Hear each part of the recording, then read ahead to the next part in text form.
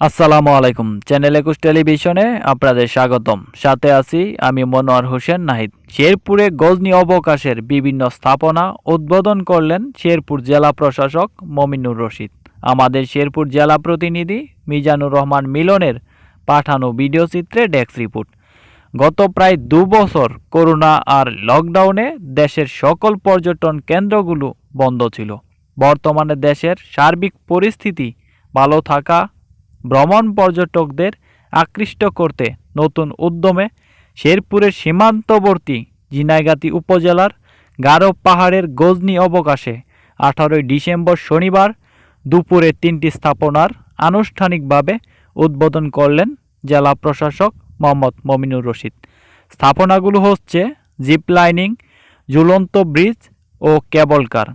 উদ্বোধনের পর সর্বসাধারণের জন্য এসব উন্মুক্ত করে দেওয়া হয়। জানা গেছে এই ৩টি স্থাপনা নির্মাণের জন্য ব্যয় হয়েছে ৩৬ লক্ষ টাকা। উক্ত উদ্বোধনী অনুষ্ঠানে অন্যান্যের মধ্যে উপস্থিত ছিলেন জেলা প্রশাসক মমিনুর রশিদ এর সহধর্মিণী ফেরদৌস জান্নাত প্রিয়া, অতিরিক্ত জেলা প্রশাসক রাজস্ব ফরিদা ইয়াসমিন, উপজেলা চেয়ারম্যান আলহাজ এস.এম.এ ওয়ারেস নাইম, ইউএনও ফারুক আল মাসুদ, অতিরিক্ত জেলা ম্যাজিস্ট্রেট তুফায়েল আহমেদ, সহকারী কমিশনার জয়নাল আবেদীন সহ প্রশাসনের বিভিন্ন দপ্তরের ঊর্ধ্বতন কর্মকর্তা ও সাংবাদিকবৃন্দ। সুন্দর সুন্দর রাইডগুলোর কথা চিন্তা করে আমি 3টা রাইড এখানে এই মুহূর্তে চালু করেছি। সেটা হলো আমাদের জিপ লাইন, যেটার মাধ্যমে আমরা তার মাধ্যমে ঝুলে আমরা এক প্রান্ত থেকে আরেক প্রান্তে যাই, একটা থ্রিল অনুভব হয় সবার মধ্যে।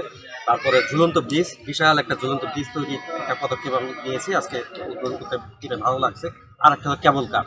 তো আমরা বিজয়ের মাসে আমরা স্বাধীনতার সুবর্ণ জয়ন্তী উদযাপন করছি 50 বছর পূর্তিতে, এবং মুজিব বর্ষে আমি এটা উদ্বোধন করতে পেরে আসলে আনন্দিত যে